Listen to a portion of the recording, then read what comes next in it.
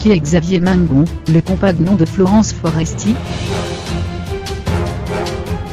Séparée depuis 2010 de Julien, le père de sa fille Tony, Florence Foresti a retrouvé l'amour au bras de Xavier Mingon, un auteur et réalisateur de 7 ans son cadet. Un amour passionnel que l'humoriste de 44 ans n'a aucun problème à assumer. Quand j'aime quelqu'un, je l'aime entièrement, je trouve qu'il a du talent, je l'admire, j'aime son intelligence, donc pourquoi ne pas travailler avec? Pour moi, c'est quasi évident, confia-t-elle en février dernier dans Thé ou Café, sur France 2.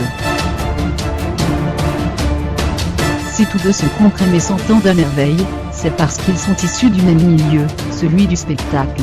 Xavier Mingon a démarré sa carrière en tant qu'éclairagiste en 1998 au Bataclan, au Grave. Il a accueilli de nombreux artistes, Prince, Jean-Marie Bigard, Louis Attaque, Robbie Williams. Il a accompagné un an plus tard Jamel Debbouze en tournée avec son spectacle, Jamel en scène. Il a également réalisé les shows de nombreux artistes tels que Max Boublil, Arthur, Muriel Robin, Claudia Tagbo, Franck Dubosc ou encore ceux de Florence Foresti. En tant que scénariste, Xavier Mingon a coécrit le spectacle Jérôme Commandeur se fait discret, ainsi que les 2 shows à succès de Savel, Mot et Flic et Madame. C'est lui aussi qui a signé le film Hollywood sorti en 2011, dans lequel Florence Foresti joue aux côtés de Jamel Debbouze. En 2016, il a de nouveau collaboré avec sa chérie en produisant la 41e cérémonie des Césars, dont elle est maîtresse de cérémonie. Les 2 tourtereaux passent donc le plus clair de leur temps ensemble. Ils partagent tout le cours. Ils partagent mes convictions, ma vie, précisa-t-elle à Catherine Sella. Comme on travaille ensemble, et on vit ensemble, donc ça fait beaucoup.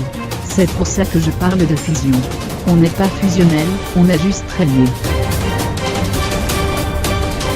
Un an plus tôt, en 2015, c'est dans les colonnes du magazine Biba, qu'elle avait évoqué son côté fusionnel en amour, déclarant être comme toutes les autres femmes, obsédée, dépendante, fusionnelle.